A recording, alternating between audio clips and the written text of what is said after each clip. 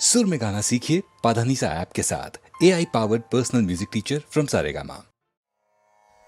तानि सर्वाणि संयम्य युक्त आसीत मत्परः वशे हि यसेन्द्रियाणि तस्य प्रज्ञा प्रतिष्ठिता। इंद्रियों को वश में करके भगवान को ध्यान में रख जो बैठता है, अपने कर्म अपने कर्तव्य में जो ध्यान लगाता है, उसी की बुद्धि स्थिर हो जाती है। वो ईश्वर अपने लक्ष्य के समीप हो जाता है। दोस्तों, अगली बार आप कुछ भी करें ना, तो ये देखिएगा कि वो काम आपकी इंद्रियां आपसे करवा रही हैं या आपका कर्म वो करवा रहा है। आप खुद ही समझ जाएंगे कि श्री कृष्ण क्या कहना चाहते हैं। इंद्रियों के वश में न होकर उन्हें अपने वश में करने पर ही आप अपनी बुद्धि को स्थिर कर पाएंगे।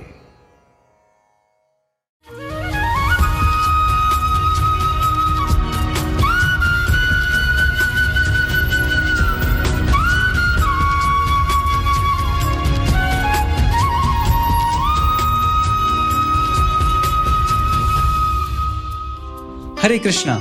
स्वागत है आपका कृष्ण की पाठशाला में, जहां भगवान श्री कृष्ण की लीलाएं हमें जीवन जीने का सही मार्ग दिखाती हैं। मैं हूं धीर गोपाल दास और आपको लेके चलने वाला हूं एक और ऐसी अद्भुत लीला में जिससे हमें एक बहुत इंपॉर्टेंट लेसन मिलेगा। तो आइए शुरू करते हैं। आमतौर पे जब हम किसी बहुत बड़े आदमी को देखते हैं, कोई बहुत बड़ा मिनिस्टर, तो उसके आसपास बहुत सारे गार्ड्स, सिक्योरिटी और पूरा एंटूराज साथ में रहता है ना। तभी दूर से ही लोग पहचान सकते हैं कि हाँ, ये व्यक्ति जो है अब आने वाले हैं। बट मान लीजिए वही व्यक्ति बहुत ही सरल बनके, सिंपल बनके लोगों के बीच में आ जाए, उनके बीच में घूमने लगे, तो शायद उन्हें पहचानना इतना आसान नहीं होगा। और ऐसा ही एक बार हुआ ब्रह्मा जी के साथ भी, जब वो स्वयं भगवान श्री कृष्ण को नहीं पहचान पाए। तो आइए देखते हैं क्या थी ये स्टोरी। एक बार श्री कृष्ण यमुना के किनारे अपने मित्रों के साथ, ग्वाल बाल सखाओं के साथ भोजन कर रहे थे। उसी समय एक बहुत ही भयानक और मायावी राक्षस अघासुर वहां पर एक सांप का रूप लेके, एक बहुत ही विशाल सर्प का रूप लेकर अटैक करता है। सारे वन में अंधकार छा गया। कृष्ण के सारे मित्र उस मायावी राक्षस के शरीर के अंदर चले गए, लेकिन भगवान ने न सिर्फ अपने सारे मित्रों को बचा लिया, बल्कि अघासुर का अंत कर दिया। भगवान की इस अद्भुत लीला के बाद देवताओं में भी चर्चा छिड़ गई। ब्रह्मा जी ने भी सुना तो उन्हें भी आश्चर्य हुआ कि ये छोटा सा ग्वाला कैसे पूर्ण पुरुषोत्तम भगवान हो सकता है। तो वो डिसाइड करते हैं कि मैं इसको टेस्ट करूंगा। जब श्री कृष्ण अपने मित्रों से थोड़ा सा अलग चले जाते हैं, थोड़ा दूर चले जाते हैं, तो मौके का फायदा उठाकर ब्रह्मा जी अपनी मिस्टिक पावर से उनके सारे मित्रों को और बछड़ों को अपने साथ ले जाते हैं और एक अलग जगह ले जाकर सुला देते हैं। कृष्ण जब लौट करके देखते हैं कि अब वहां उनके कोई दोस्त नहीं है, इवन बछड़े, काव्स भी नहीं है, तो एक पल को तो वो बड़े चिंतित हो जाते हैं कि अरे कहाँ गए सब। लेकिन भगवान तो सर्वज्ञ है, उन्हें तो सब पता है। वो जान जाते हैं कि ये ब्रह्मा जी की चाल है। अब भगवान विचार करते हैं कि मैं अकेला कैसे वापस जा सकता हूँ। तब भगवान खुद का विस्तार करते हैं, अपने आप को एक्सपैंड करते हैं उन सभी ग्वाल बालों के रूप में और इवन काव्स के रूप में भी, बछड़ों के रूप में भी। उनके सारे फीचर्स, उनके कपड़े, उनका हंसना, उनकी बात करने का तरीका, सब कुछ भगवान एज इट इज कॉपी कर देते हैं। और इस तरह भगवान अपनी इस लीला को 1 साल तक करते हैं। 1 साल तक सभी ब्रजवासी, सभी गोप गोपियां ये जान रहे थे कि ये तो उनके ही पुत्र हैं, उनके ही बालक हैं। लेकिन असल में उन सब के साथ, गायों के साथ, वृंदावन वासियों के साथ, उनके पुत्र, उनके बच्चों और उनके बछड़ों के रूप में भगवान श्री कृष्ण स्वयं प्रेजेंट थे।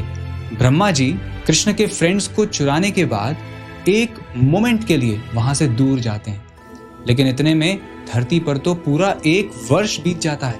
और जब ब्रह्मा जी लौटते हैं तो वो देखते हैं कि वहां तो सब कुछ एज इट इज चल रहा है।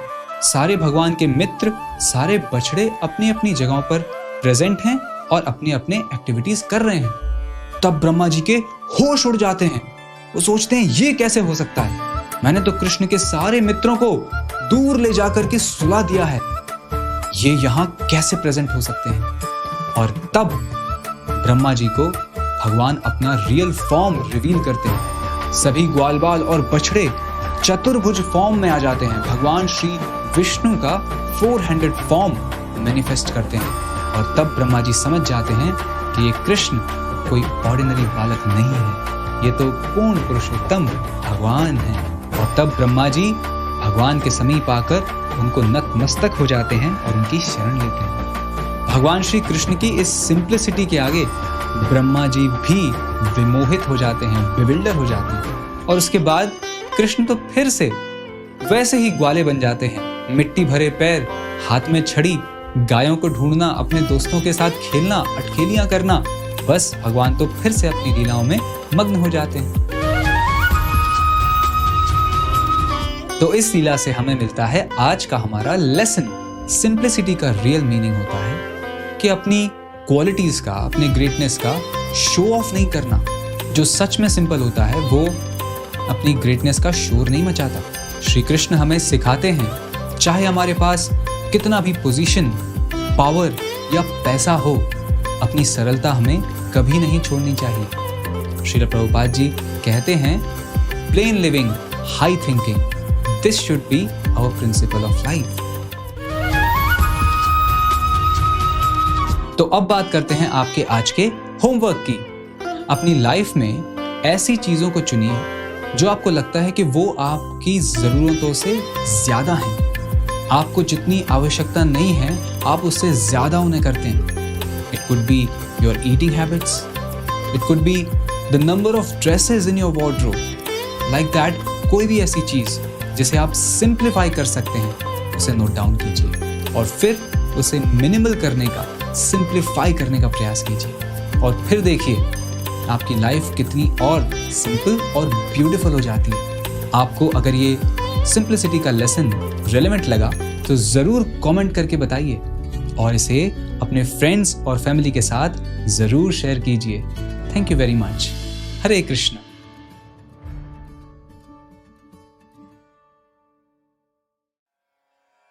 अक्षराणामकारोऽस्मि द्वन्द्वः सामासिकस्य च अहमेवाक्षयः कालो धाताहं विश्वतो मुखः। हर एक भाषा के वर्णाक्षर यानी कि अल्फाबेट्स होते हैं दोस्तों, और कृष्ण कहते हैं कि अक्षरों में मैं अकार हूं। अकार का अर्थ है अ अक्षर, यानी कि हमारी वर्णमाला जहां से शुरू होती है वो अ। कहीं यही वो पहला अक्षर तो नहीं जो कोई शिशु सबसे पहले अपने मुंह से निकालता है। कृष्ण कहते हैं कि समासों में मैं द्वंद्व नामक समास हूं। द्वंद्व समास यानी कि वो समास जिसमें दोनों पद प्रधान होते हैं। अक्षय काल अर्थात काल का भी महाकाल तथा सब और मुख वाला विराट स्वरूप, सबका धारण पोषण करने वाला भी मैं ही हूं।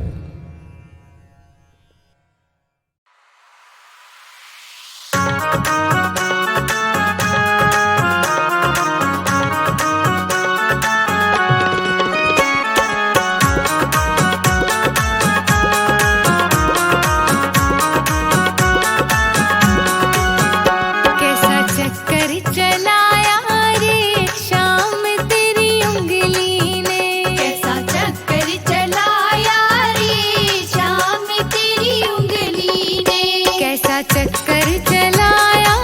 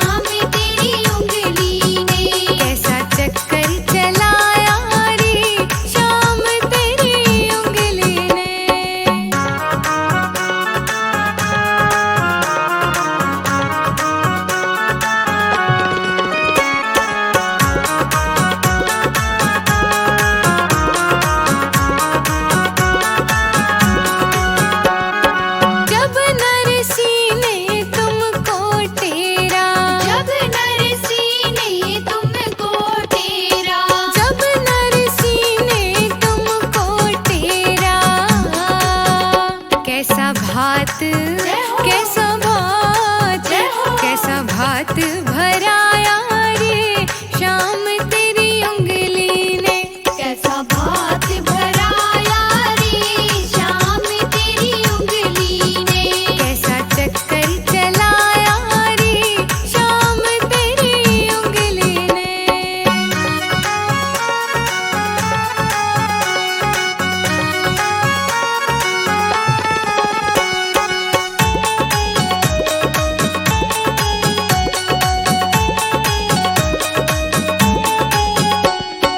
जब अर्जुन ने जिद्रात को मारा। जब अर्जुन ने जिद्रात को मारा। जब अर्जुन ने जिद्रात को मारा। कैसा सूरज कैसा सूरज कैसा सूरज छिपाया रे शाम तेरी उंगली ने। कैसा सूरज छिपाया रे शाम तेरी उंगली ने। उंगली ने तेरी उंगली ने। उंगली ने तेरी उंगली ने। कैसा चक्कर कैसा चक्कर कैसा चक्कर चलाया रे शाम तेरी उंगली ने। कैसा चक्कर चलाया रे शाम तेरी उंगली ने। कैसा चक्कर चलाया रे शाम तेरी उंगली ने।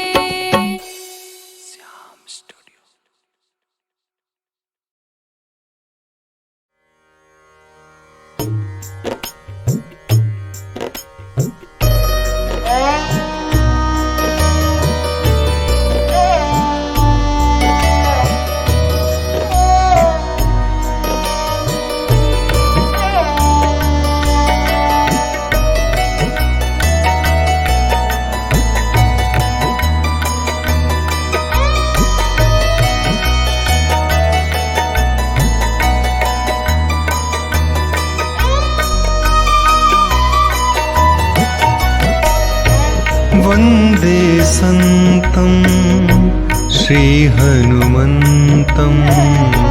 रामदास ममलं बलवन्तं। वन्दे सन्तं श्रीहनुमन्तं रामदास ममलं बलवन्तं। रामकथामृत मधुनि पिबन्तं परम प्रेम भरेण नटन्तं। वन्दे सन्तं श्रीहनुमन्तं रामदास ममलं बलवन्तम्।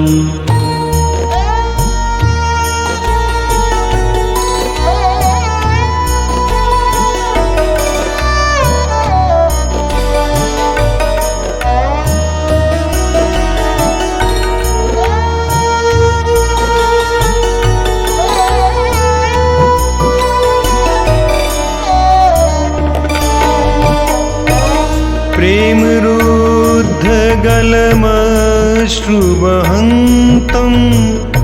पुलकाञ्चित वपुषा विलसन्तं। सर्वं राममयं पश्यन्तं राघव नाम सदा प्रजपन्तं। वन्दे सन्तं श्रीहनुमन्तं रामदास ममलं बलवन्तं। रामकथामृत मधुनि पिबन्तं परम प्रेम भरेण नटन्तं। वन्दे सन्तं श्रीहनुमन्तं रामदास ममलं बलवन्तम्।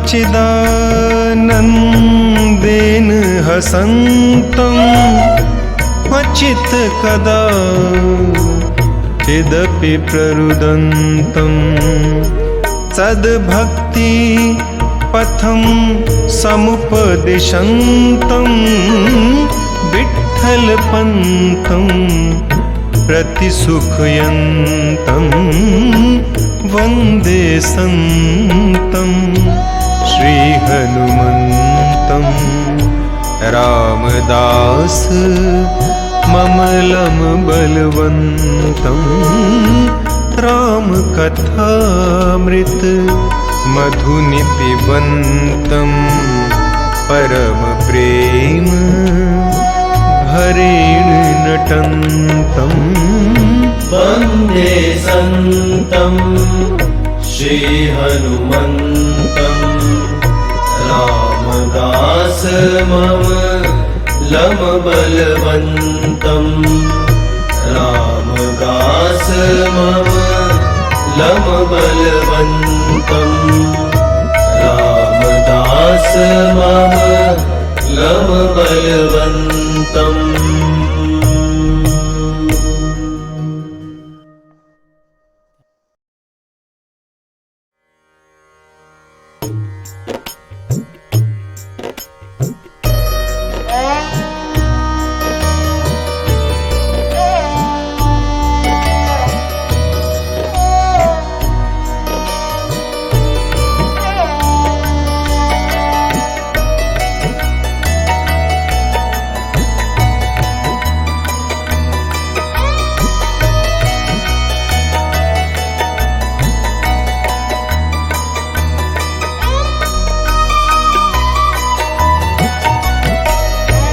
वन्दे सन्तं श्रीहनुमन्तं रामदास ममलं बलवन्तं वन्दे सन्तं श्रीहनुमन्तं रामदास ममलं बलवन्तं रामकथामृत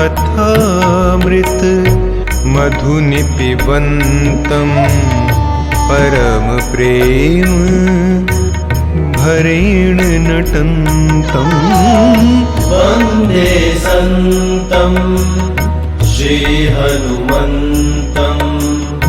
रामदास ममलं बलवन्तम्।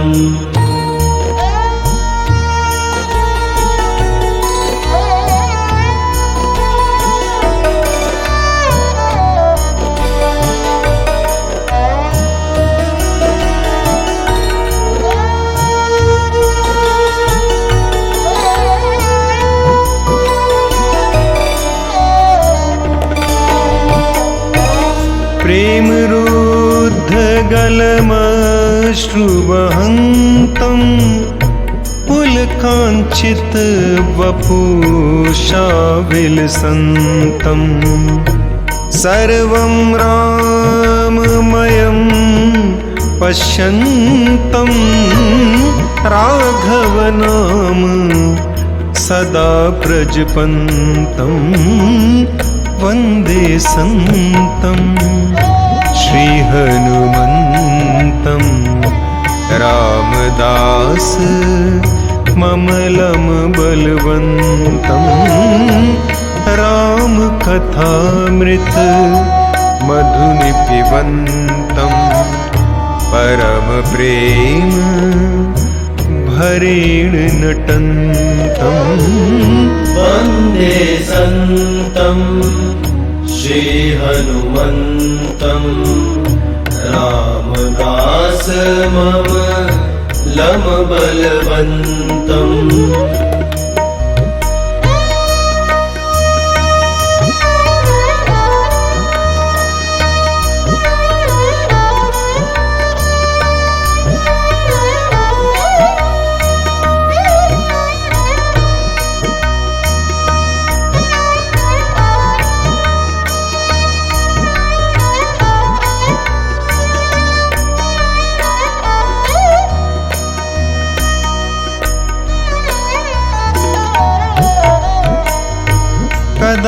सच्चिदानन्देन हसन्तम् क्वचित् कदा चिदपि प्ररुदन्तम् सद्भक्ति पथं समुपदिशन्तम् विठ्ठलपन्थं प्रतिसुखयन्तं वन्दे सन्तं श्रीहनुमन्तं रामदास ममलं बलवन्तं रामकथामृत